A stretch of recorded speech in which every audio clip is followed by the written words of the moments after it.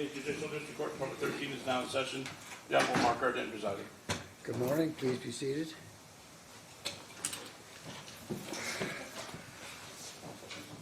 All right.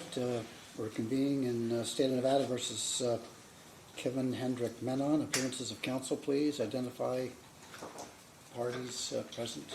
Your Honor, on behalf of Sergeant Menon, Dominic Gentile, State Bar number 1923. Austin Barnum, bar number 15174. Chris Brown for the state. Good morning, Your Honor. Matthew Christian for Las Vegas Metro Police and Lieutenant Jarvis Dudley. Morning. Good morning. All right. We're convening for evidentiary hearing on the motion to disqualify. Counsel ready to proceed? I am, Your Honor. Okay, and I note that the defendant is not present, but he will be. I do not believe that there's no confrontation issue in a hearing like this. And so because of that, I don't think that he is necessarily required to be here. I'm sure he might want to be here, but I don't think that the law requires us to have him here.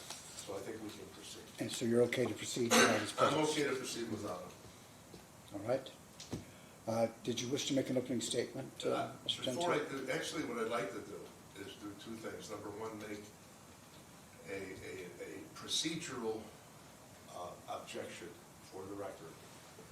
And then call Mr. Sanson, because he has a doctor's appointment.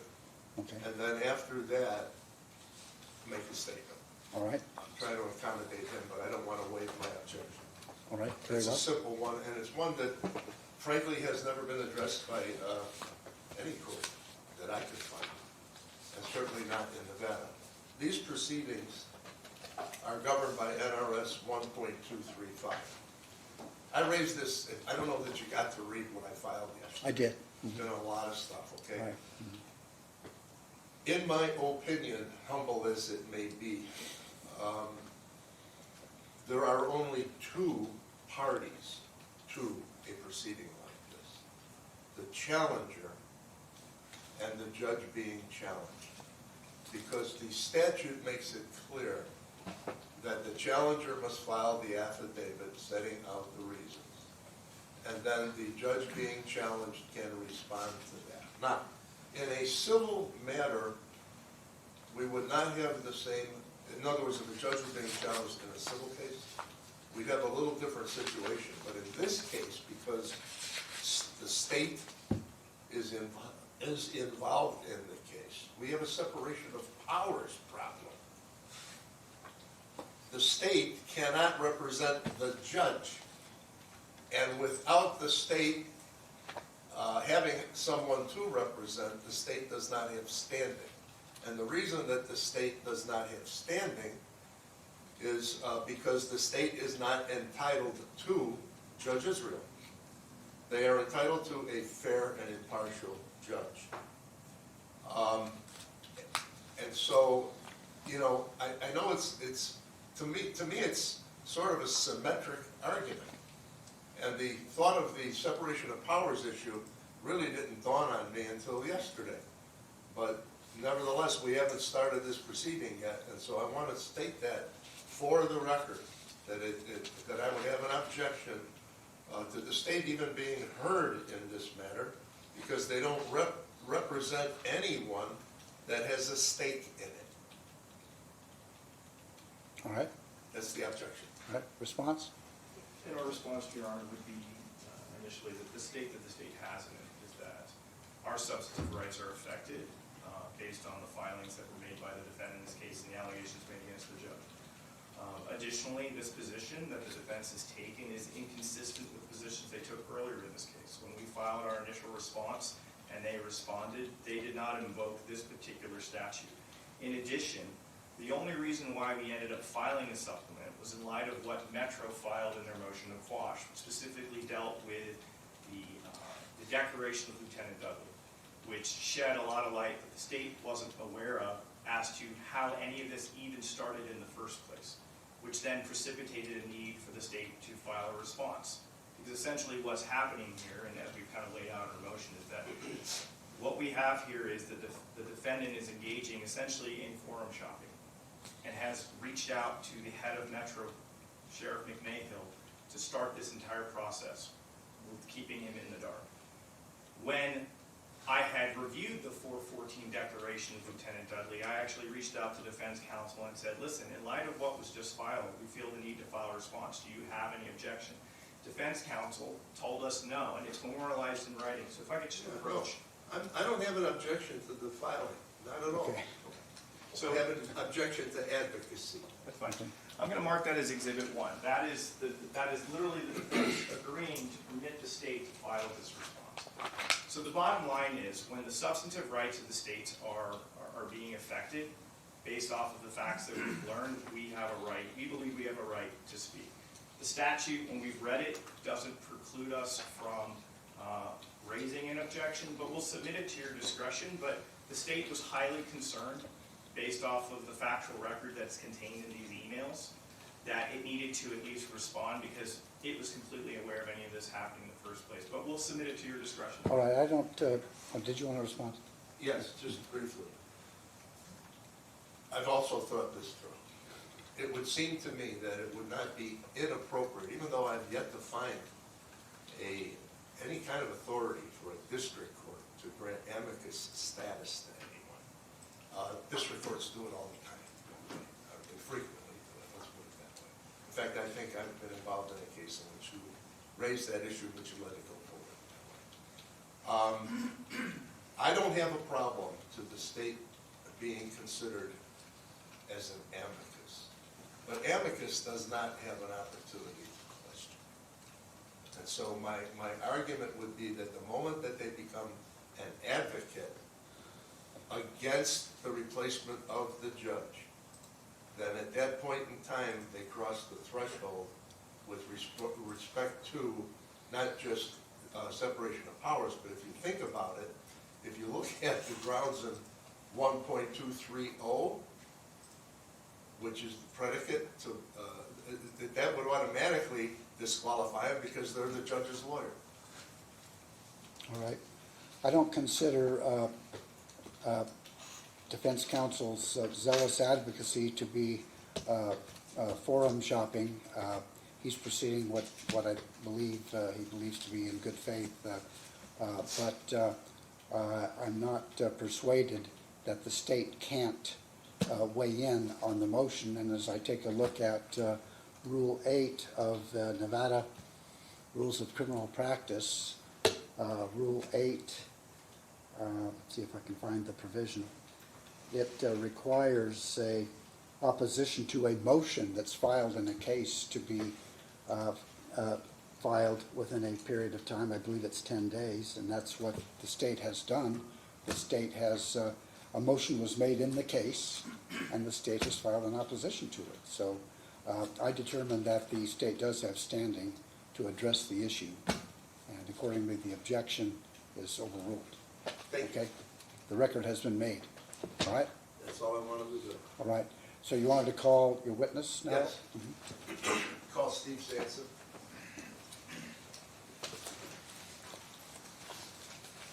For the record, Judge, Tim Treffinger, 12877. I'm here on behalf of Mr. Sanson. We're not objecting to him testifying today or contesting the subpoena. I'm just here out of abundance of caution. I'm sorry, what? Not objecting to his testimony. We're just, oh, sorry. Yeah, we are, he's not opposing his subpoena. I'm just here out of an abundance of caution. He's asked me to be here to represent him today. Okay, very well. Please raise your right hand. You do solemnly swear or affirm that the testimony you're about to give in this action shall be the truth, the whole truth, and nothing but the truth, so help you God? I do. Okay. Please be seated. Please state and spell your name for the record. Steve Sanson, Stevesanson. Mr. Sanson, can you give us a couple of minutes on your general life history? In other words, how'd you get here? I'm a former Marine, former soldier, protected this country in uniform and decided to protect the country outside of uniform. So I formed Veterans in Politics International to go after corruption within our state, our country, our community, to educate the public on candidates running for elected seats, and to champion legislation for veterans' rights. How long has Veterans in Politics International, and that is the whole title of the organization, right? International, yes, Yeah. Inc. How long has that been in existence? Veterans in Politics has been around since 1993 after the Desert Storm. Veterans in Politics International has been around since 2005. All right, and were you involved in the creation of Veterans in Politics, the preceding organization? I was involved. Veterans in Politics was created by a gentleman named Castle P. Anderson. Veterans in Politics International and Veterans in Politics Foundation was created by myself. Okay, and when did that happen? 2005. All right. What is your role with Veterans in Politics International and the foundation? President, director, and I host the Veterans in Politics talk show. Okay, now, approximately how many members? Because, and I'm saying approximately, and maybe membership isn't the right word. You operate a website, don't you? I do. All right. Is it visited by people who have an interest in veterans in politics? It has. Approximately how many visits does that website get a month? I'm not sure, but I know our social media views is about 20,000 a month. 20,000 a month. I'm not sure about the website, though. All right. And with regard to is there a membership? We haven't had people start paying for membership, but there is a membership. Okay. And do you have some sort of an estimate with regard to how many members Veterans in Politics International represents? I would say over the years it's a few thousand. Okay. Operationally, what do you do as president of Veterans in Politics International? I wear a series of hats. I wrote a book, How to Navigate Through the Family Court System to Help Litigants that doesn't have a counsel, because 65% of litigants go through family court, so it's a tool to help them. We do the Veterans in Politics talk show. We also created a VIPI consultant to actually help candidates get elected. We do the Veterans in Politics Foundation. We have different events. We have our Valentine's Day ball. We do a lot of things in the community. We court observe. Court observe is something that I think that a lot of people should be involved in, instead of looking at the ballot and just picking a name, to actually know who the judges are, which is greatly lacking in our community. Now, explain a little bit about the mechanics or the operations of being a court observer. What do you do? I watch the judge. I watch the marshal. I watch the clerk. I watch the interactions between attorneys and counsels, attorneys with each other, attorneys with defendants. But mainly, I'm there to watch the judge. And why is that? In other words, what are your objectives? I want to make sure the judge is fair, unbiased. I want to make sure the judge is educated. I want to make sure the judge has a good demeanor. I want to make sure there's judicial temperament. I want to make sure the judge is timely. There's a whole lot of things that I watch when it comes to a judge. And when you do this function, when you do it from a courtroom, or you do it watching through Zoom? I mean, how do you do it? I like to show up myself and sit in the pew and watch. I'll watch court videos. I'll get the jazz and I put it on our YouTube channel, Veterans in Politics, and we have thousands of courtroom videos on our channel. And I'll watch that. I'll read the briefs. It depends if a litigant wants me to get involved in their case. I'll start reading their motions. I'll start looking at their case, and I'll start making a object. I tell all my litigants that I'm not an attorney, but a lot of people say I should be. Let's make something real clear. Other than being here today with regard to what you're going to testify to, has Kevin Menon, or me for that matter, his lawyer, ever contacted you to ask you to become involved in the case? No, and I like to put on the record that I'm subpoenaed to be here today. Yes. You made that very clear. Okay. All right. So when you do these court observations, monitor the activities of the court, are you always involved with a litigant that is before that judge or in that courtroom, or do you do it irrespective of that? In other words, just more or less at random? More or less it's random, but when it comes to family court, a lot of the litigants actually invite me to be in their courtroom because apparently some of the judges' behavior is different when I'm actually sitting in the courtroom than when I'm not. Okay, so you're at the point now where the judges know they can recognize you. Oh, they recognize me. I've been doing this since 1998. All right, and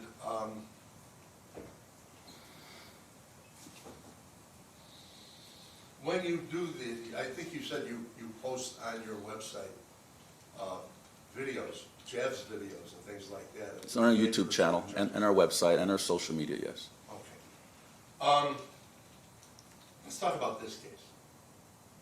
How did Sarah Israel come to your attention? Well, veteran. You know what, before I ask that, because I spoke with you and asked you something, and you told me no, but I'd like to. Have you ever met Sarah Israel? Have not. Okay. So how did she come to your attention? We have a P.O. box, and we get a lot of anonymous, no return to sender envelopes. We get videos, we get recordings of different politicians and judges, and puts a lot of them in a bad light, some of them. That particular video was sent to me. I don't know from who, to be honest with you. All right. Now, my memory is, and you correct me if I'm wrong, that was sometime in the middle of January of this year. I believe it was last year. Okay, sometime last year. Yeah, late last year, like around December, I'm thinking. Do you remember when you first viewed it? I did because it was, I think it was just before Christmas, if my memory serves me correctly, and I watched the entire thing. I believe it was over 2 hours. And what got me into watching it is because I know Judge Israel, and it was his daughter that was on the video, so it was very intriguing for me to watch. Right. When you say you know Judge Israel, do you know him other than professionally? In other words, do you know him off the bench? I knew him when he first ran for that seat, and I followed him on the campaign trail. Matter of fact, my organization endorsed his first run. But other than that, I mean, once he became did you know him? Did he ever represent you? Have No. you ever socialized with No. him? Do you know anything at all about No. him as an individual? No. All right, so would it be fair, do you have a bias against Judge Israel? Negative. I have no bias against him. Okay. So this comes to your attention, essentially anonymously, somebody sends it to you, Correct. and you watch it, and what was your reaction? Objection calls for an improper opinion. Sorry, what? Calls for an improper opinion. It's not relevant what his reaction or his opinion on the video is. Overruled, I'll allow it. Could you repeat the question, please? Can I have it read back, because I don't want to draw another objection? I can have it played back. It might take a moment. I'll ask the question again. What was your reaction to it? I think that was the question. Which parts? Well, I'm not limiting that, go ahead. Well, there was a part that Sarah said that her father pulled a gun out on her. That part was alarming. There was a part that Sarah said that my father could make people disappear. That was alarming. There was a part that she said that he was stalking her. That was alarming. So these are parts that was alarming to me. And in response to your reaction that you just described, what did you do? I send it to a few people. To whom? I'm going to limit this question. Sure. All right. Did you send it to Steve Wolfson, the district attorney? I want to invoke the reporter's privilege on that one. not sure you have it. I'm not sure you have it. That you have a source issue. Surely if he was your source, you could do that, all right? But that's not his source. And I agree, Judge, it isn't the source for the privilege. I'm not sure the privilege can be applied. I think your lawyer just said answer the question. Okay? Yes. And how did you send it to Steve Wilson? Text. And how did you know what number to send it to? I have his cell number. And do you speak with him from time to time? Yes. I consider him a friend. Did you get a response from Steve Wilson? No. You have looked, I've sent you a copy of the pleadings in this case, I think every single one of them. Well, I didn't send it to you, I sent it to your attorney. But did you look at the exhibit that is attached to the motion that contains 2 text messages? Yes. Did you provide those to me? My attorney did, yes. Okay. Did you provide it to your attorney? Yes. All right. And now let me ask you about another text, but then I'm going to ask you about both of them together. Sure. I noticed that you redacted the telephone numbers in both of them. Deliberately, I'm trying to protect who I send things to. I understand that. I understand that. Because it makes me feel like I'm a rat. Nobody here thinks you're a rat. Well, I can't say that for sure. But, I know I know. Anyhow, you said there are 2 text messages in that exhibit. Am I right? Yes. You provided your lawyer with both of those, Yes. and you have now seen them and know that your lawyer provided me with them. Yes. All right. With regard to the other of those 2, without getting into whether you sent them to anyone else, okay? Okay. With regard to the other of those 2, to whom did you send them?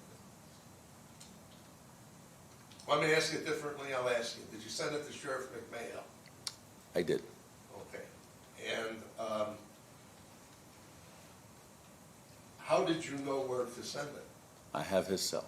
And do you speak to Sheriff McMail from time to time on that cell phone? Via text. Via text, okay. The sheriff has acknowledged in one of the exhibits that he receives a lot of text from you. Would that be fair to say? Yes, it would be. Okay. Now, did the sheriff respond to you? No, he did not. Why did you send it to Not regarding that. Oh, well, what did he respond? Other things that has nothing to do with this case. Okay, all right.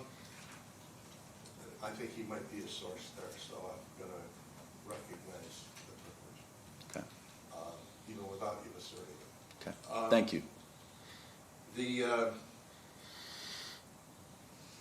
Why did you send, well, no, what did you send to the sheriff and to Steve Wilson? Sarah Israel's video, pleading for help. Basically, that's how I understood it. And why did you do that? Because, like I said earlier, there were alarming things in that video, and I just wanted them to see it, or hear it, or maybe even have an investigation if they so see fit. I just wanted to give it to them. I didn't have a caption of what's in there because I actually wanted them to watch the entire thing so they could make their own objection on how to proceed. You don't mean objection, you mean determination. Determination, excuse me. Okay. I don't want to testify for you, but Thank I you. have a clean record here. Thank you, Dominic. Okay. By the way, prior to you calling me in whatever it was, I think February maybe, January, had you and I ever spoken to your ability to remember? And for the record, I was asked to call you. That's right, you were asked. Yes. No, we have not spoken since then. You and I ever broken bread, ever done anything other than this case? And we should break bread. All right, but have we ever? No. done that? Okay. You even know Kevin Menon? No. The defendant? Yeah. No, I don't know him. All right. Record will reflect that the defendant is not present. All right, great. No, I do not know him. Do you have a bias in favor of him or against him? Nothing.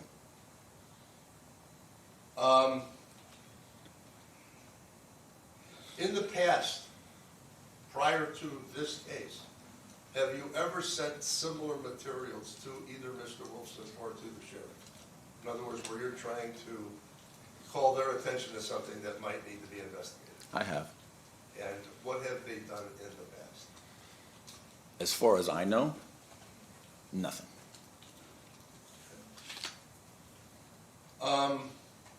Strike that. Strike that. Well, if you want to modify your answer, you can. I I'm do. not so sure you can make it. I do. They have done things in the past. I mean, I've known both of these gentlemen for many, many years. I've known the DA before he was even a city council member. I've known Kevin McMahill when he was undersheriff. I mean, we've spoken, and they have helped out with different things in the past. Yes, they have. Okay.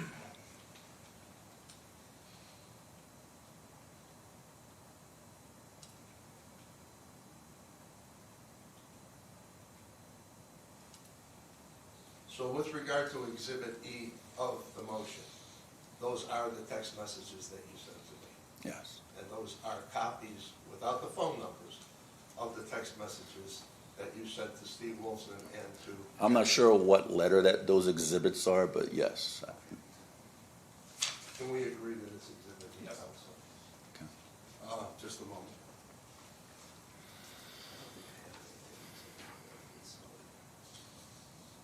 Pass the witness. Well, again, I am not passing the witness because I don't think they have a right to examine the witness, but in light of your court's order, Okay. I have completed my examination. All right, very well, thank you. Any cross? Good morning, sir. Excuse me.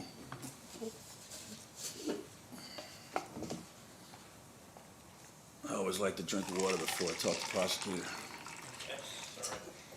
Here's as much water as you need. Thank Just you. let me know when you're ready. Ready. Okay. You gave us a little bit about your background. It sounds like you have a pretty extensive military history, is that correct? Correct. And then you've been running this website, this advocacy group, for how many years, approximately? Running it since 2005. Okay. And I think you had said that, you know, the purpose of Veterans in Politics is to hopefully make sure that the judges that are sitting on the bench treat all the litigants fairly and you know, operate appropriately. Would that be correct? One of our branches, yes. Okay. You're not a member of the Las Vegas Metropolitan Police Department, correct? Full disclosure, I used to be a member of the Use of Force Board for Metro. Okay. But you've never been a commissioned officer for Metro, No. is that correct? No. Have you ever been a commissioned police officer? No. Okay. You mentioned that you received kind of an anonymous email that included, I'm assuming, the videos of Sarah, is that correct? Correct. You stated that you received this video in February or December of 2024, is that right? Yes. Okay. On direct examination, you pointed out that there were three things that you described as either intriguing or alarming. I had written down that there was a portion of Sarah's video where she says that her father pulled a gun on her. The second thing was she made a statement that he can make people disappear. And then the third thing was that he was stalking her, right? Those are the three things that jumped out to you, correct? Correct. Okay. The video, the main video is fairly lengthy, correct? A little over 2 hours. Okay. And then there are these four other kind of companion videos that also were made by Sarah, correct? Have you seen those? No. Okay. Fair to say though, they're fairly long in length. This is not a 15 or a 20-minute video that you might find on YouTube, correct? Correct. The one I saw, yes. You would agree with me that since you've watched, and I've watched it too, when you watch the video, Sarah's video isn't very specific at all about particular dates and time, correct? Correct. Okay. She doesn't provide specific dates when certain things happen, correct? Correct. Um, As far as I can remember. As far as you can, and this is all based on your memory. And additionally, when she would say things like, she recalls a time that her dad pulled a gun on her, she doesn't give a ton of specifics as to what that is. It's more kind of a general statement True. without any supporting background detail, True. correct? And that really applies to the claim about my dad making people disappear, right? True. Because like Sarah never articulates who disappeared, correct? True. Or when they disappeared, right? True. Or why he made them disappear, right? Usually with people with trauma, they don't say specific dates and time. They just ramble on. And when I observed that video, I thought that she had some trauma. Sir, so I'm not asking your opinion as to why she's doing it. Okay. I want you to focus back on my question. Sure. So, when she talked about her dad allegedly making people disappear, she doesn't specify what person it is, correct? Objection, she didn't say allegedly, Your Honor. He's misquoting the record. Want to If he wants rephrase? to ask the question, he has to ask it. Want to rephrase the question? When Sarah said in the video that my dad made people disappear, she doesn't specify who it is, correct? No. When it happened, correct? No. Why it happened? No. Where it happened? No. Or any of the background details, True. right? Additionally, she says at some point that her dad is stalking her, correct? True. Okay, but doesn't specify when, correct? True. Under what context? True. Why? True. Or any of these background details, right? True. In the video,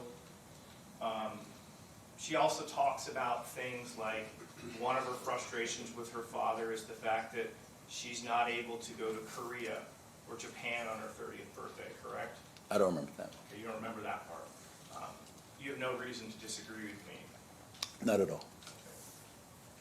Counsel stipulated that that's one of the things Sarah says, that she's upset with her father because she's not able to go for her 30th birthday. I will not. The video speaks for itself. All right, that's fine. One of the things Sarah also says is she has a frustration because her dad is a co-signatory on her joint trust account, correct?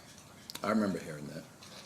One of the frustrations she has with her dad is that she was trying to get into the executive program at the Mayo Clinic, which is usually reserved for executives, and she elects not to do it simply because the receptionist on the other line says, hey, are you Judge Israel's daughter? Do you remember that part? I remember hearing that. So, and none of those things you don't think were alarming to you, correct? Those aren't the alarming things, correct? Those things didn't matter to me. Right, but when we talk about the Mayo Clinic, she spends a lot of time talking about the specifics of everything that she did to get set up at the Mayo Clinic, correct? I remember a little bit about that. You would agree with me, her recounting of that event is far more detailed than these things that you've mentioned, these three specific things that you've cited that were alarming to you, correct? Correct. Okay. Additionally, she was far more specific about not being able to have a co-signatory on her joint bank account. That was something that she provided far more detail on comparatively to the three things that you had mentioned previously, correct? I don't remember that one. Okay. How about Japan? She was pretty specific about Japan, wasn't she? I don't remember that one. Okay. Counsel, I'm more focused on things that affects the ability of a judge, which is the stalking, the gun, and making people disappear. Those types of languages resonate with me. So there's no question pending. Okay. And my questions are focusing on her level of detail over the course of the 2 to 3 hours, correct? That's what my focus of my questions are, so I want you to focus on that. So is it your testimony now that you don't remember her level of detail about lamenting not going to Japan or Korea? I remember hearing some of that information about Japan and Korea, but when I view that video, it's from a woman that's traumatized. So the answer to my question is, no, you don't recall, correct? No, I don't recall. And just to be clear, you're not a psychologist, correct? I'm married to one. That wasn't my question. You are not a psychologist. No, I'm correct? not. You are not a psychiatrist, correct? No, I'm not. You have no formal education in psychiatry or psychology, correct? I should be. Well, I didn't ask you whether you should. I just asked whether it exists or if it isn't. So yes or no? No. Do you have any formal training? No. Okay. Another question I have is you've never spoken with Miss Israel, correct? No, I have not. You've had no opportunity to review any of her medical history, correct? No, I have not. Psychological history, No. correct? Or health history, No, I correct? have not. So you don't know anything about her background? No. In those particular topics? Except for what's on the video, Okay, correct. which should be alarming to anybody that watches it, Sir, again. regardless you're- if they have any psychological background. Sir, I really need you just to focus on my question. I know where you're going, counsel. Sir, you just need to focus on my Sure. question. You're gonna get a chance on redirect examination, and your lawyer, or this lawyer, will be able to ask you whatever he thinks is appropriate, but I need you just to focus Sure. on my question, okay? So, getting back to what I was talking about, you've never reviewed any information about her psychological, mental, or health history, correct? That's correct. Okay.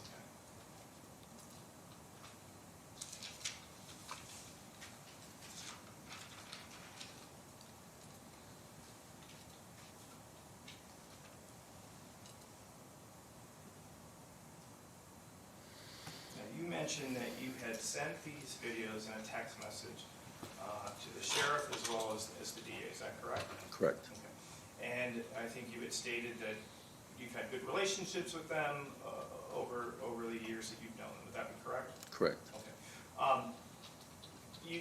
You know, since you don't, for example, since you don't work at Metro, you don't know what steps Metro in fact took to review or look into this, correct? True. And the same thing with the DA's office, you don't True. work at the DA's office, right? So, bottom line, so you don't know the inner workings of what happens there, correct? I figured if they're going to take any steps, they would have reached out to me. Okay, well, and that would just be making an assumption, right? True. And we know what people say when you make assumptions, right? True. Right, we don't want to do that. And you haven't had a chance to, for example, you haven't had a chance to have any conversations with, for example, Lieutenant Jarvis Dudley, correct? I don't even know who that is. Okay, correct. So you don't know what steps that person took, correct? True. You don't know what determinations they made, correct? True. But I think one of the things that you had said on direct examination was you wanted it to get to a place like Metro because those trained professionals, you wanted it hopefully for them to make the right determination and do an investigation and make their call, correct? Correct. Because they're the ones with the formal training in arresting people for committing crimes, correct? Correct. Right? They are in the best position to make that determination, correct? True. They have the skills, the knowledge, the background to make that call, correct? True. And you would respect the decisions made by people with that sort of training, isn't that right, Mr. Sanson? True. Okay.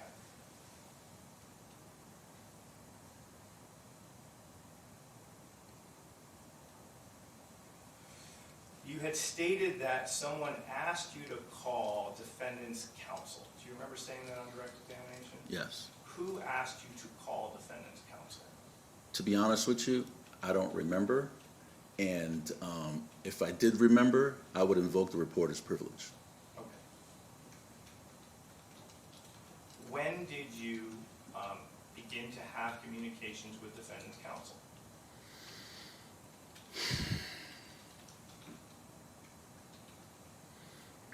I would say it was sometime this year. Okay.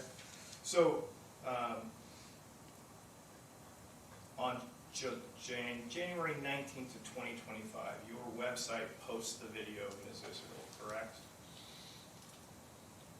My YouTube channel? Yes, your YouTube channel. Yes.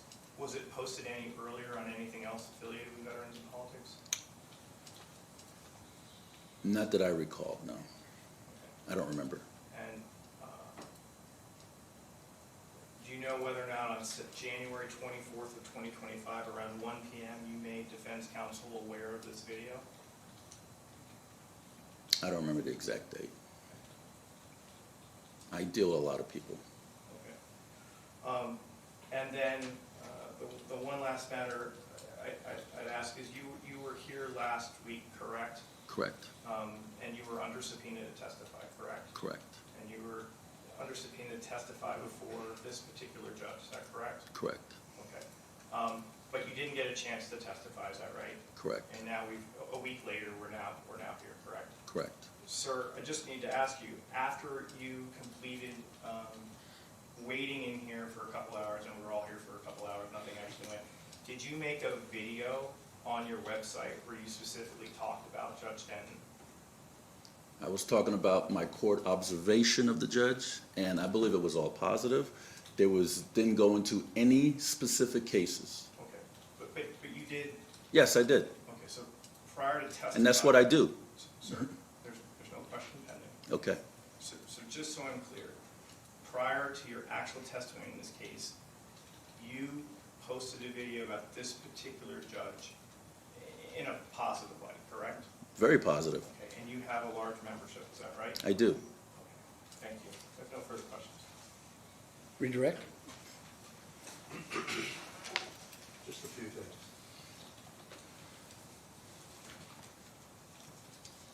Counsel asked you a number of questions. You sure did. We're gonna go over those again, okay?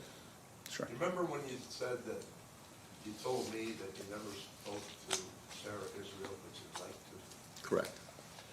In fact, I try to call her. I try to email her, but I didn't get anything back. Counsel brought up the fact that on the video, Sarah doesn't get into detail about the dates and times of events. Correct. Remember? Yes. Is one of the things that you wanted to ask Sarah the dates and times of the events? No, the only thing I wanted to know if it was true.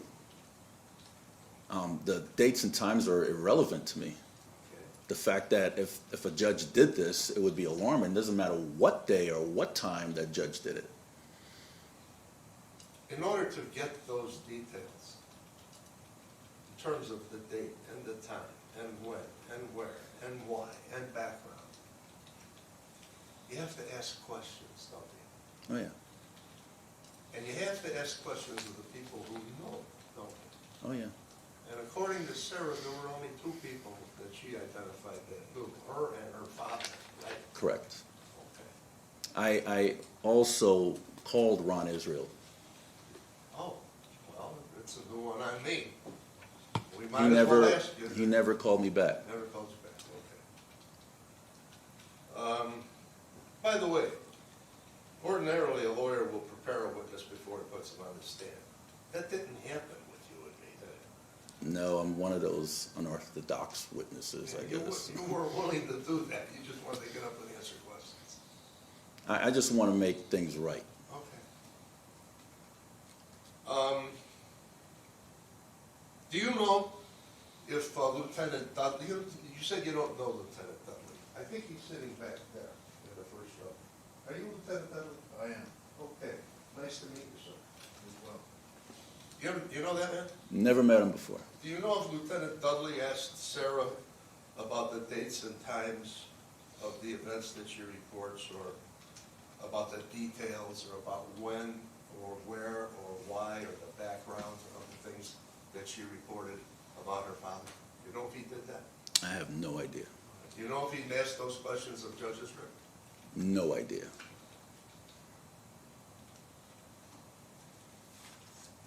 I'm finished. Any recross? Just a very brief follow-up. Are you familiar with the comments that viewers had about the video that Ms. Israel posted? No, I'm not. I don't pay attention to comments. Okay, so would it surprise you to learn that the vast majority did not find what she said to be credible? I object to the form of that question. I'll allow it. Were you aware of the thing that the vast majority of them don't believe that what she said was credible? Your Honor, counsel's testifying when he says the vast majority. That's the objection. No, I'm not testifying, I'm asking you about whether or not he is aware. I mean, I can read them out if it would make it easier, or if it helps refresh his recollection, I can bring the comments to him to see if it helps refresh his memory. If he's just not sure what the comments are, but he did testify that he didn't read the comments. When people are under trauma and they say things, Sir, my question to you. they're viewed differently. First I'm of all, going to rephrase the question. Okay. Yes or no, are you aware of what the comments are? No, I'm not aware. Okay. So, you weren't aware that multiple people, the vast majority on here, don't believe the allegations made on this. And they're not Same therapists. Excuse me, same objection. when he's getting into measurements about majorities and things like that, he's testifying. That's a He can't do that. it is cross-examination, correct? And sir, you had offered an opinion earlier that you felt it was alarming, correct? Correct. But your viewerships say things like, so here's what I've learned so far. I'm an hour in, all you've talked about is everything but this abuse you've had to endure for the last 30 years. You get it, we get it, your family has friends. Objection, rank hearsay. I don't know why he's even bringing it in. Oh, well, Your Honor, my position is this. He's offered the opinion of this individual about this. This individual is not a psychologist, is not a psychiatrist, has no formal background in any sort of medical training, but the defense saw fit to offer his opinion on the substance of the videos. The point I'm merely trying to make out is his viewership had the exact opposite reaction to looking at these videos. I mean, I would submit to you his opinion isn't relevant, which is why I made the original objection as to it's an improper opinion. So the point I'm trying to make is his viewership has the exact opposite view. He says he hasn't reviewed what they've said, so I think we need to leave it there. Okay, all right. Okay, thank you. I have no further questions. Do you have anything else, counsel? All right, sir, you may stand down. Thank you. Thank you, Judge.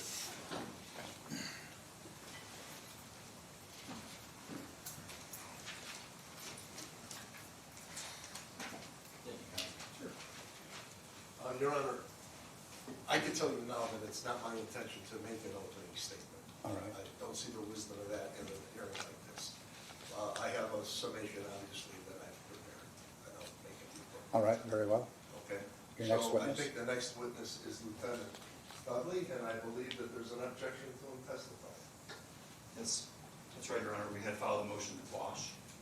I'll be very brief if the court is ready to hear argument on that. I mean, I think it's largely moot now. We're here in the middle of an evidentiary hearing. I'll accept your mootness. Well, I think I should at least make a record, very brief. I'll be Okay. very brief. Very well, go ahead. Unduly burdensome means more than just the expenditure of time and money. An unduly burdensome subpoena could mean something that's just simply unreasonable, something that doesn't have a legitimate purpose. In this case, that's what's happening.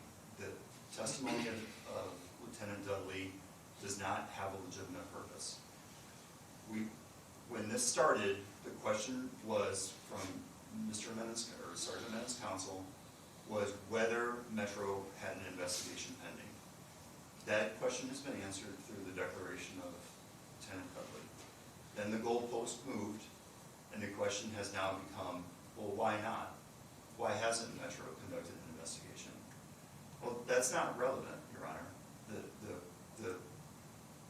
Whether or not this court is going to grant a motion to disqualify Judge Israel does not turn on the thought processes that went through Lieutenant Dudley's mind. What's relevant, pursuant to the case law, is that there is no investigation and there never was. So and even if that was relevant, Your Honor, his declaration addresses the reason. It says right in the declaration, there's no evidence of a crime. So what we're about to hear is a back and forth between Mr. Gentile and Lieutenant Dudley about why this didn't happen, or did you consider this, or did you consider that? And that's not appropriate. That's not a legitimate reason to have this testimony. What seems to be the real reason for the testimony is what I believe is addressed in the state's newest supplement. And again, I think the court's already indicated that this motion is brought in good faith. But what's really happening here is we're dragging the name of the Judge Israel through the mud. We're using the trauma that he's having in his personal life with his daughter, and we're making a spectacle of it. So that's what's really happening here, and it's not a legitimate purpose for a subpoena. I want to make sure the record is clear. We're here under the compulsion of a subpoena. We're not here voluntarily. And with that, I'll rest. All right, thank you. Response? Your Honor, I've said everything I need to say in my written All right. papers. Motion to quash is denied. I will allow him to be called. I would call Lieutenant Jarvis. Jarvis.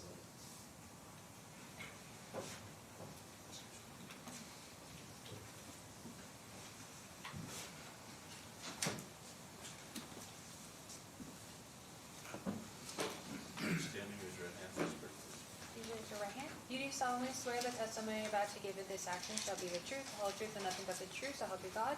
I do. All right, please be seated and state and spell your name for the record. Jarvis Dudley, Jarvisdudley. And how are you employed, sir? I'm a police lieutenant with Las Vegas Metropolitan Police Department. And what is your current assignment? I currently am the Lieutenant Bureau Commander of the Criminal Intelligence Section. Okay, now,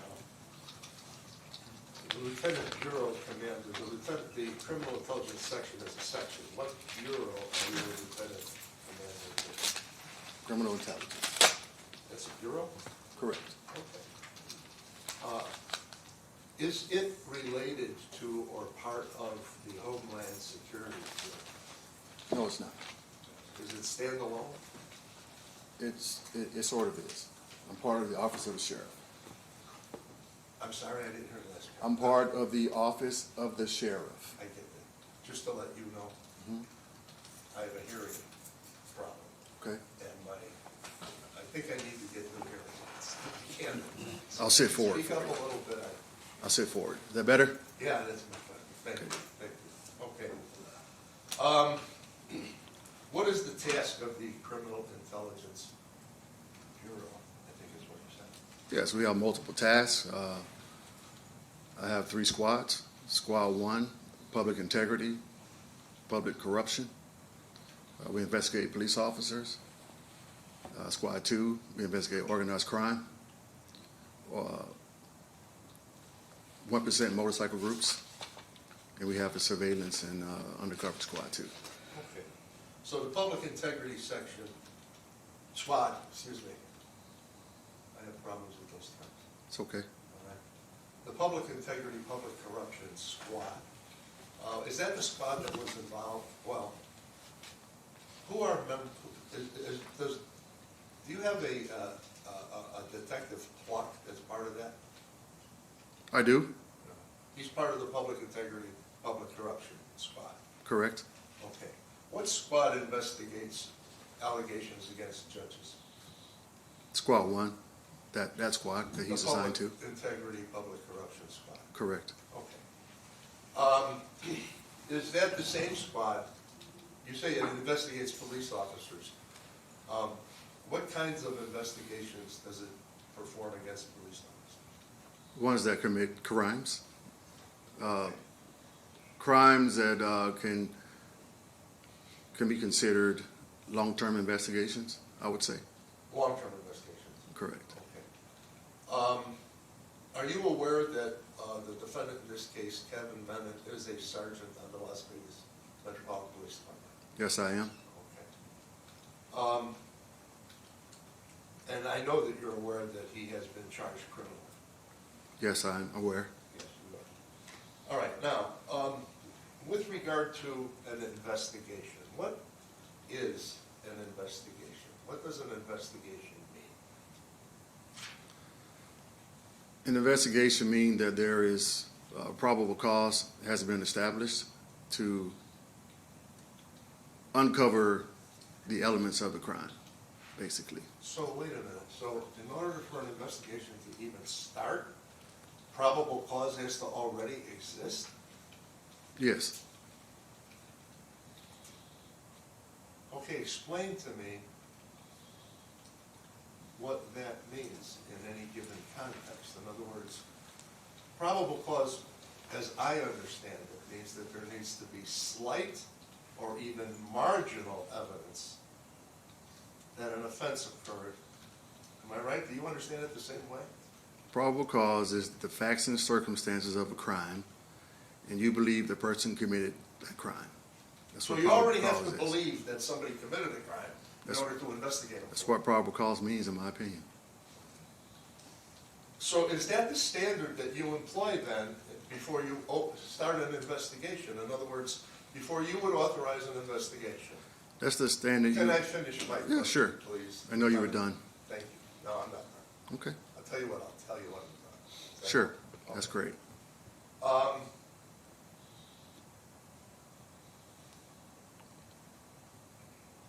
What I'm trying to identify here is what has to be in hand, what knowledge must be there, what evidence and proof must be there before an investigation is even started.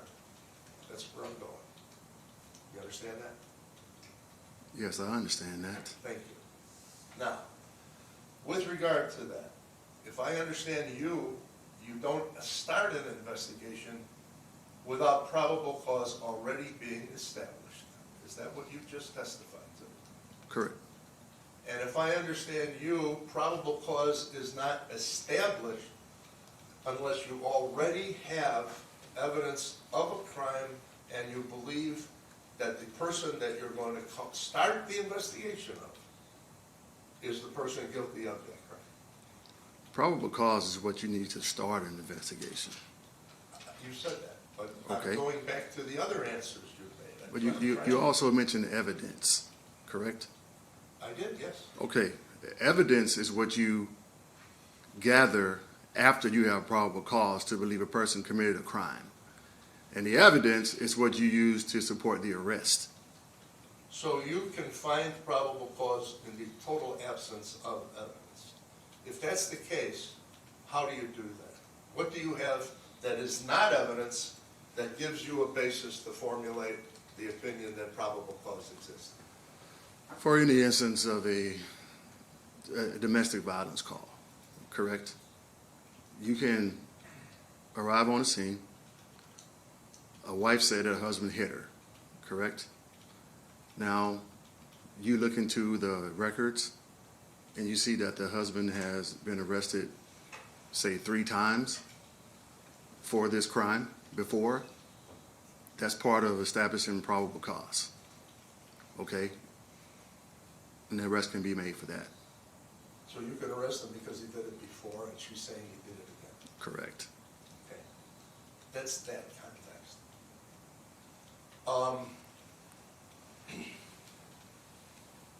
What were your assignments throughout your career? I was a patrol officer for 3 years. When did you start, by the way? Started in 2005, September 2005. After the academy, I was in field training. I'm sorry, I didn't hear that last. Field training, Field training, okay. correct. Okay. After field training, I was a patrol officer Okay. for 3 years. And for 3 years after that, I was a field training officer. So I trained officers on new ones, on how to be cops. After that, I worked in community-oriented policing. I got my degree in criminal justice during that time. I promoted to sergeant, where I worked on the strip. Then I took the test to be a patrol detective sergeant, where my job was mainly to investigate and be over an investigative team who investigated crimes. After that, I promoted to lieutenant. I worked graveyard for 6 months. After that, I went to the the critical incident review team for a year. And for a year and a half, I've been in the criminal intelligence section. In the criminal intelligence section, with regard to your role, well, let me withdraw that. I'll change that. You testified that at one point in time in your career, you investigated crimes. Yes. How does one investigate a crime? Objection at this point, I've already asked and answered at this point on this topic. Overruled. How do you investigate a crime? Yeah, how do you investigate a crime? Well, normally a patrol officer responds to a scene when someone calls the police, or they arrive on a scene where maybe that person did not call the police, but a crime was committed. The patrol officer on the scene will determine if probable cause exists to take a report for a crime. If the elements of a crime exist, they take a crime report. That crime report is then forwarded, reviewed by their sergeant. That report is forwarded to whichever investigative unit the crime falls under. Per se, when I worked investigations in the bureau, in the area command, We investigated auto burglaries, robberies, shootings, domestic violence, harassment, stalking, and et cetera. Stalking. Correct. Okay. You know what I didn't hear you say, so I'm gonna ask you. In order to investigate a crime, does the investigative officer have to ask questions of people to learn information? You don't have to. You don't have to. Does it ever happen? It does happen. It does happen. So for example, if you have information and dates and times are missing, one way that you might be able to find out the particulars of a date or a time that might be important to your investigation would be to ask questions, wouldn't it? Is that fair to say? That's fair. Okay. And if there were details that were important to you in making a determination with regard to what the facts were, because the facts are what you're going to base your arrest on, or probable cause on, one of the ways to find out those details would be to ask questions of people that you think might know the answers. Is that fair to say? That's fair. And if you wanted to know when something occurred, because maybe the statute of limitations had run, and why should you waste your time, right? Something happened too long ago and the statute's over with. Officers wasting his time investigating a case, isn't he? It depends. It depends, okay, I'll give you that one, all right? Would it be fair to say that sometimes it would be wasting his time? I agree with that. Would it also be fair to say that a law enforcement officer really doesn't want to waste his time because he could be solving a crime instead of wasting his time? Sure. Okay. So, if you wanted to know when something happened, would one of the ways that you could find out when something happened would be to ask somebody who you believed had recipient knowledge as to what had happened? Would that be one way to find out? Yes. So that's also fair to say. Yes. All right. Now, what about where? What about if you wanted to know where something happened? Would one of the paths to gain that knowledge be to ask the question of someone that you thought might have been there, where did this happen? Yes. Okay. If you wanted to know why something happened, in other words, you're looking for motive, right? Usually when you're asking why something happened, you're looking for a reason as to why it happened, right? Yes. Okay. And so if one of the ways, if you wanted to know why, let's use this one. Let's say you're talking to a victim. Or let's say you're talking to a perp, somebody that you suspect. And let's further say that they have waived their Miranda rights. Let's say, well, they wouldn't be in custody because you don't have probable cause. So you're just asking, right? If one of the ways that you wanted to know why somebody did something, one way to find out would be to ask them, wouldn't it? Yes, I said it. Yes. Yes. Okay, and the same would be true of a victim. If you wanted to know why they thought someone did something to them, one way to find out would be to ask them. Yes. Okay.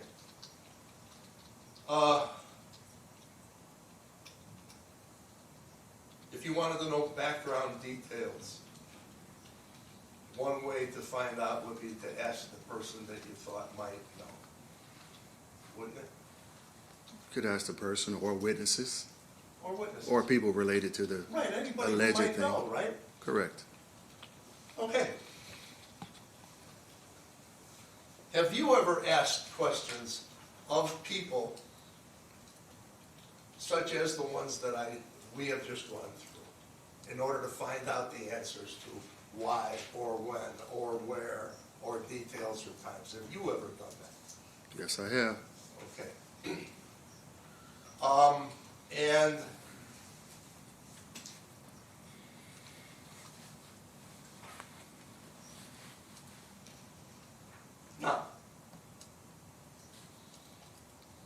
is what I've just talked about, these questions that you would ask, would that be part of an investigation? Yes. Now, what is the difference between an investigation and screening? Screening would be to gather the facts that are presented and to determine if an investigation is necessary. And if the facts that are presented don't ask give you the dates and times or the when, where, and why, you conduct an investigation, right? No. No, you just leave it right there. There are a lot of things that go into it, not just what you said. So you don't ever ask any questions as to when, why, details, dates, you don't ever do that before you actually start an investigation? There are certain questions that you ask. There's certain research that you do to determine if something is credible or not. So what you're saying is that the law enforcement officer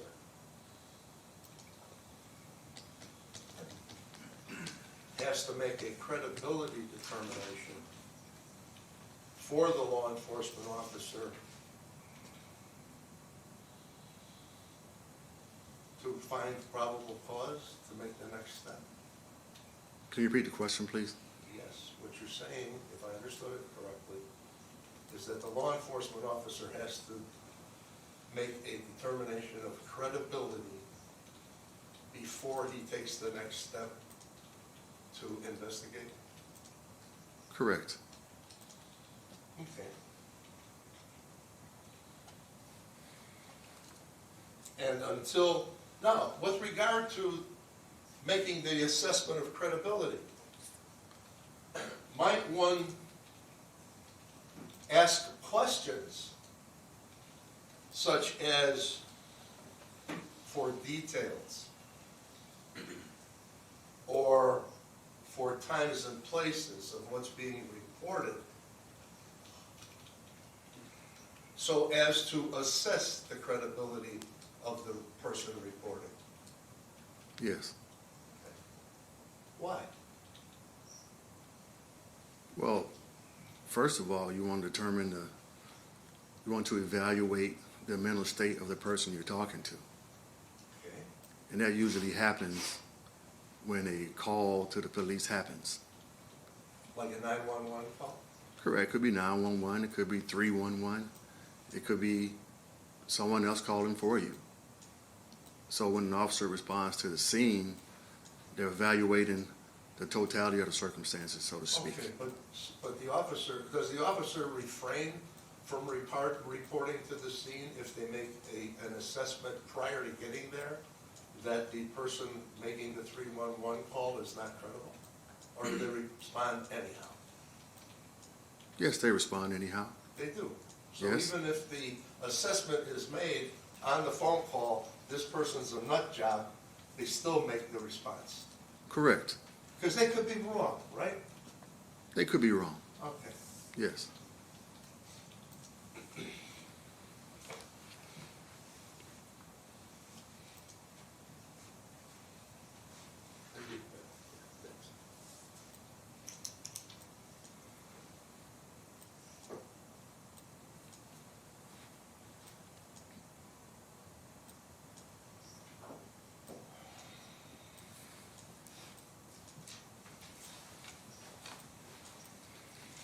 Have you ever been involved in an investigation where the investigation started because of information that was published in the media, whether it be the internet? I shouldn't say you. Let me rephrase that, because that narrows it down too much.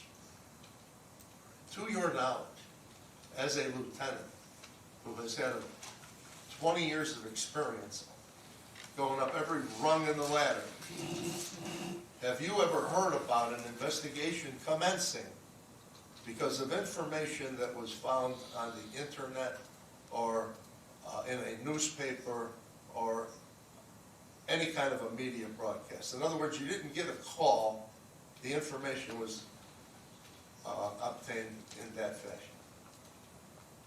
Have I heard of an investigation? Yes.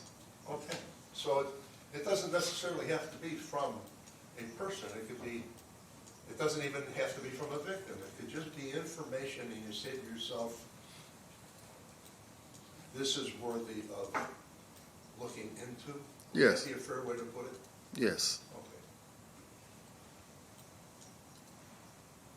So the mere fact that something came to your attention on a YouTube broadcast, if that's what you call it, I'm not sure. A YouTube publication, that I am sure of. That all by itself wouldn't foreclose you from looking into it, am I right? Correct. Okay.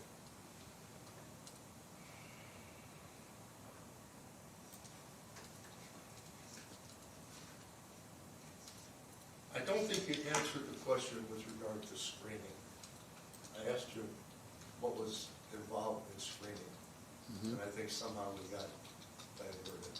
Okay. You used the term screening in an affidavit that you filed in this case. Do you remember that? Yes. All right. Is there a formal definition of screening? Screening. I don't have a formal definition Okay, to good. give you. I just wanted, no, I don't. Which is why I'm asking the next question. Okay. What did you mean when you said screening? What did you do? Let me take a step back. How did you even become involved in this matter? If I understand correctly from communications that you have had with me, this was brought to your attention by Sheriff McMahon. Am I right? Correct. Okay. And how did that come about? I received an email with the link that you sent him. And what did you do in response to receiving that email? I watched the videos of the YouTube link. All 2.5 hours of it, or thereabouts. Well, there was 2.5 hours of the first video, and there were 4 subsequent videos, about 10 to 12 minutes each. Right, so it's 3.5, 4 hours by the time you changed in between. You, All right, yes, you watched the video. yes. When you watched the videos, on those videos, there was only one person speaking, am I correct? Yes, I am? you are correct. Yeah, thank you. And that person was Sarah Israel, as far as you know, right? Correct, as far as I know. Right. You've never met Sarah Israel? No, sir. You've never spoken with Sarah Israel? No, sir. When you say no, sir, I am correct. You are correct. I have never spoken to her. I've never met her. I worry about double negatives, because this is gonna be typed up, I get it. okay? All right. All right. So you've never asked any questions of Sarah Israel, correct? Correct. I've never spoken to Sarah Israel. Well, that's not the question that I asked. The question that I asked is, have you ever asked any questions of Sarah Israel? What is your answer to that? No, I've never spoken to her. Have you ever indirectly asked questions of her through an intermediary? No.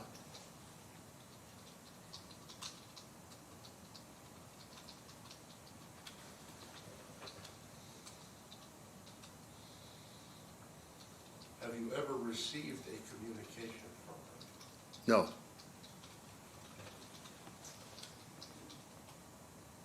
Did you ever make an effort to ask her any questions, No. directly or through an intermediary? No.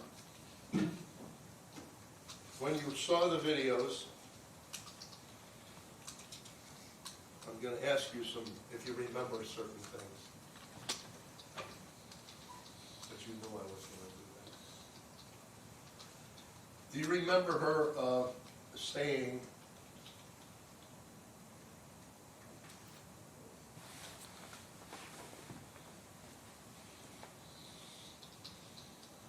that she feared for her life? Yes.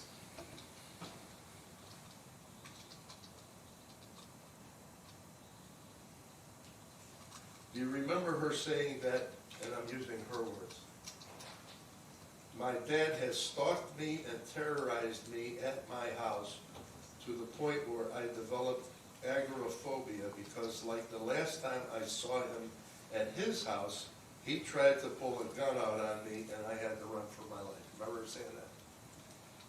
I vaguely recall that. Well, if just to refresh your memory, it's on part 3 of the video at 1 minute and 27 seconds. Does that ring a bell? It sounds familiar. Okay, thank you.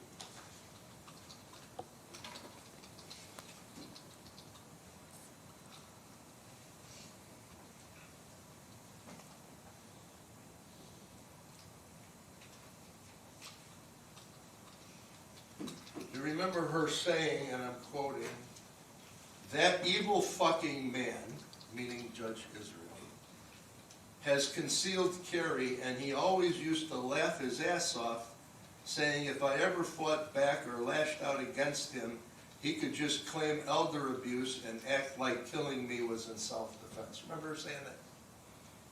It sounds familiar. How long ago did you see this video? I think it was over a month ago. Okay.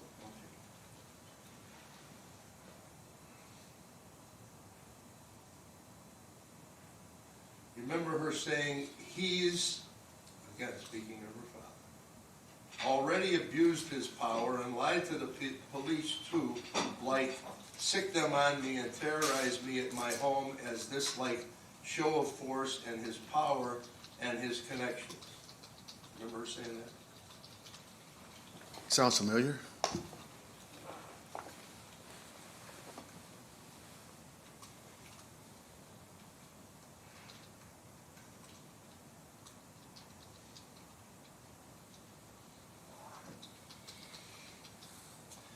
You remember her saying, and I'll read it. This is part 3 of the video at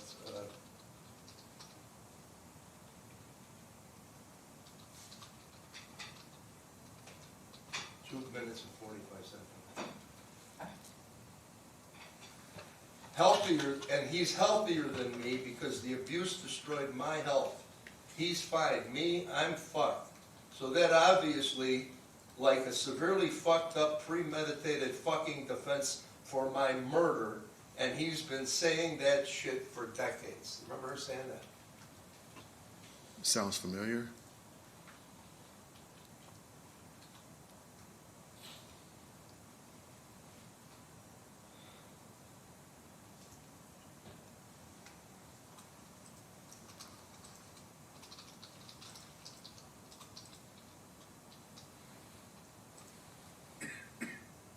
Do you remember her saying, "I am scared. I am scared beyond belief"? I don't recall those exact words. You don't remember her saying that? That would be at 6 minutes and 45 seconds. Like I said before, that was a lot she said. You remember on video part 4, her saying, "Instead of getting murdered silently, I'm reaching out to the wide world to ask for help. My family already has 2 bodies to their names. They do not deserve to collect another, and on top of me, there's 2 more kids that are still trapped. I don't know if or how much worse it's gotten since I've had to leave, and I'm no longer around to protect them." Remember her saying that?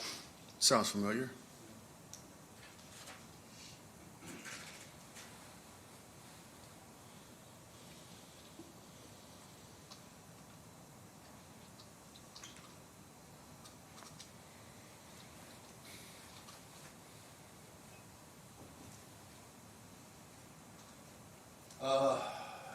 On the main one at 2 hours and 16 seconds.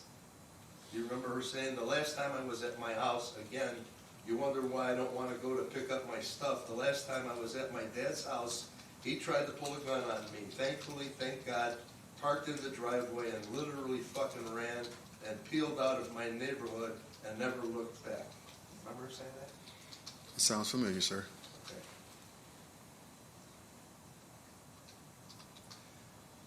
A minute and 1 second later, do you remember her saying, "My life is still completely at risk. If anyone in the entire fucking country knows how to disappear people, it's my family and all of their friends. I lived with a homicide detective like he has 7, even more connections." Remember her saying that? Yes. Remember her saying, 43 seconds later, "This is my only chance. This is my Hail Mary. This is my last hope. This is my last stand. This is all I have got, and I am just desperately hoping that the universe hears me and that the right people find me and help me because I really want to live. I really want to live." Remember her saying that? And Yes. she's crying when she's saying that? I think she cried the whole video. Do you remember her saying it? Yes.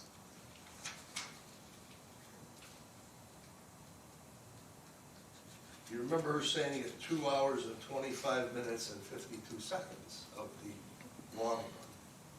"I don't know how this is going to turn out, if people are going to find my corpse in the desert somewhere, or my parents are going to show up at my door with a bunch of cops. Please help me. Please," wait, I'm sorry. Remember her saying that? That part sounds familiar. You remember her 4 minutes later saying, "Please help me, I really, really want to live." Remember her saying that? Sounds familiar. It was long. And at 2 hours, 29 minutes and 32 seconds, remember her saying, "I'm not religious, but pray for me, that their retaliation isn't the worst, I guess." Remember her saying that? Sounds familiar. Okay, so you heard all of that. Now, you said that you had investigated, I don't know that you said, you mentioned stalking. Did you ever investigate stalking offenses? My job was to approve, and my detectives were the ones that investigated those All right, things. so you never investigated. But I assigned them. I'm Yes. sorry? I assigned them Right, you the were saying that, I cases. get that. I was the one When they to, investigated it, did they ever ask questions of the person who was perhaps the victim of the stalking? Did you ever notice any reports in those things that you reviewed that were statements from the victim? if I can answer the question in its entirety. my- That is the question I have for you. Okay, so my detectives investigated cases that I screened. There were several stalking, harassment cases I never assigned to them because they didn't have any credibility. As in And you made that specifics, determination? yes, I did. Okay. Now let's get back to screening in this case.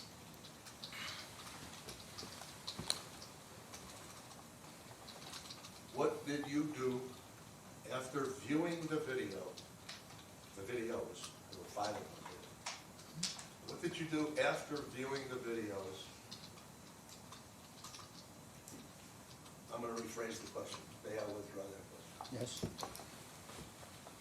What did you do after receiving the links to the videos, but before viewing them, with regard to preparing for viewing them? I watched them, just watched them. That's it. So you didn't do anything? That was the first thing I did, was watch them. Okay, good. What did you do after that?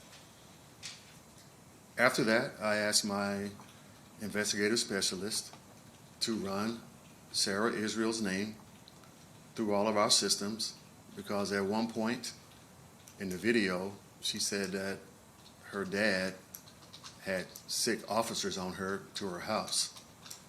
So I wanted to run our systems, the calls for service, to see if there were any responses from Metro to her address or his address. There were none. I had the investigative specialist run her name through all of our systems. There were no hits.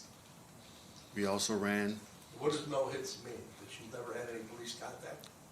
correct, no police contact, no records Okay. of any kind. I did the same for Ron Israel, Judge Ron Israel, who I did not know prior to this incident. There were no records involving his name either. That was part of my screening. Also part of my screening, I am a crisis intervention officer. I have been for approximately 15 years. I evaluated her statement for, like I said, credibility. I don't want to speak ill of Judge Israel's daughter, but to me it seemed like she was mentally ill. It appeared to me that she was speaking in generalities. There was no specifics about crimes. Based on my training experience, someone can say anything. I could say that right now on the stand, say yesterday I saw you in the parking lot and you pulled a gun on me. But I can't provide how it happened and when it happened. Does that make it credible? Because I said it? So I evaluated all those things. And based on watching all those videos, I didn't think that there was a need to move forward with an investigation. So you never contacted or even attempted to contact Sarah Israel to find out if she could provide dates and times, details, when, where, and why the events occurred that she was talking about? Well, Is that fair to say? You never did? I did not, and there's a reason for that. I'm sure that you've had a while to think about that reason, so why don't you tell us what your reason was? Well, my reason was I wanted to know why I had the video. I want to know what this was about. Because people don't send me videos for any reason, not for a reason. I didn't send it to you, did I? Your sheriff gave it to you, sir. Correct, Let me remind you of that. because that's my job. Is there a question pending? Sounds like counsel's testifying. I think he's already testified that the sheriff gave it to him. Next question.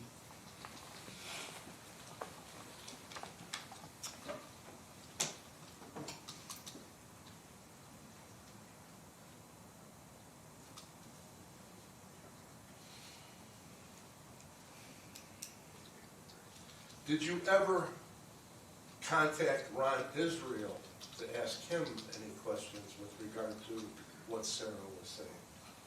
No, I did not. Did you ever direct anybody else to do so? No, I did not. By the way, I should ask that same question with regard to Sarah. I think I covered it through about intermediaries. But did you ever ask anybody else to contact Sarah and ask her for more details about the hours, 3.5 hours of narrative that she provided to the world at large, really? No.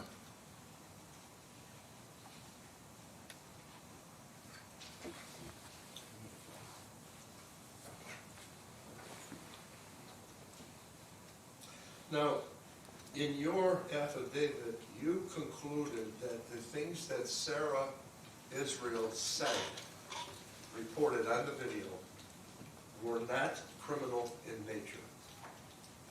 Isn't that what you said? That's what I said, yes. Now, would you agree that when someone reports that someone pulled a gun on her, or tried to pull a gun on her, that might be criminal in nature, depending upon more facts? To answer your question, yes, depending on more facts. Okay. And the only way you're going to know more facts is to ask more questions, right? Yes.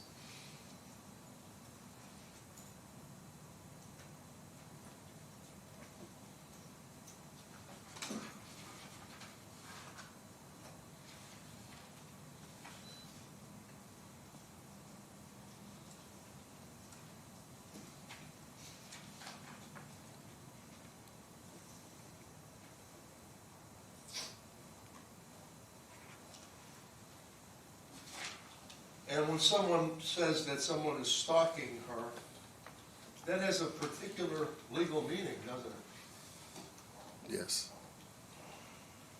But she didn't provide any specifics with regard to that on the video, right? No. So the only way that you could have learned if there were specifics would be to ask her. Am I right? Yes. And then you could always make an evaluation after you ask her as to whether she's credible or not, but at least you've got the additional information, right? If that was my course of action, yes.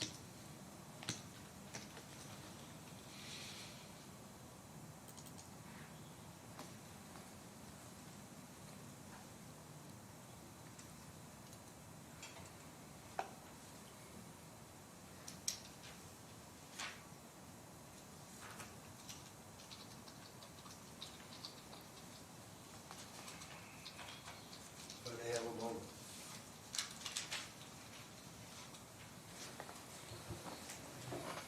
What do we got?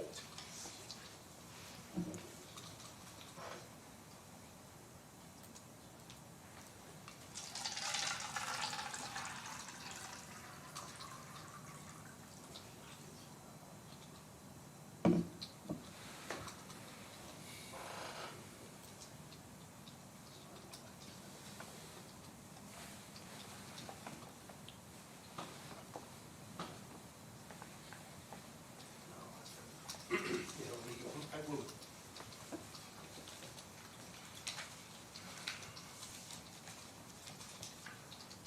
If there are children in the house and you receive, and I don't mean you, I'm using the royal you, okay? I'm using you, law enforcement. You are here as a representative of the Las Vegas Metropolitan Police Department. So at least in terms of your understanding as to what response occurs when someone says that there are children in a house that may be in danger, is there a standard response that happens when you get that kind of information?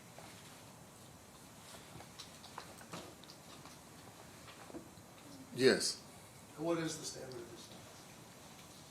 You respond to the scene. Or you notify another agency? I'm really confused with the question. Can you please clarify the question, please? Sure.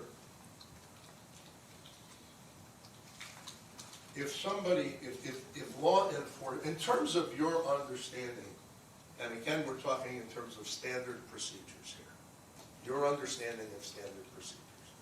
If law enforcement comes into possession of information that indicates that there are children in a house that may be in danger, is there a standard response that law enforcement takes in the Las Vegas Metropolitan Police Department?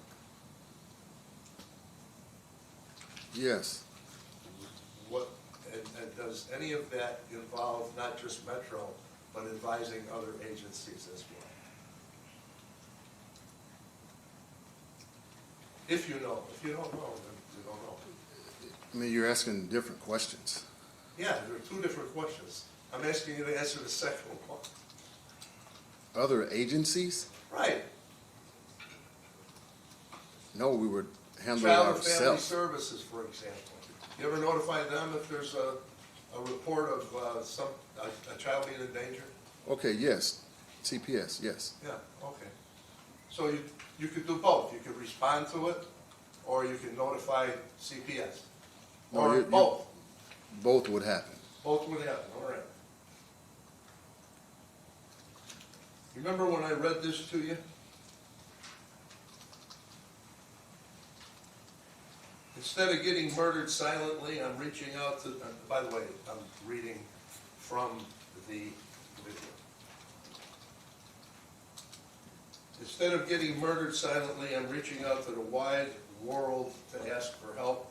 My family already has 2 bodies to their names.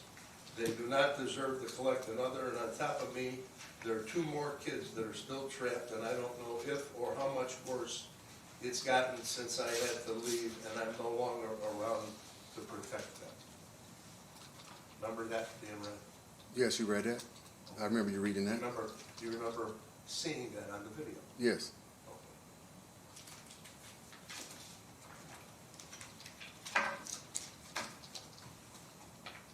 Thank you. Your Honor, I am concluded with this part of All right, I think we should maybe take a break. Okay, let's reconvene at 11:15. All right? All right.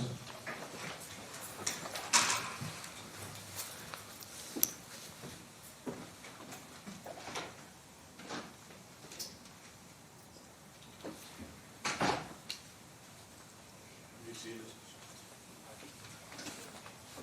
I'll break till 11:15. Thank you. Thanks. How long was the break, 15? Yes.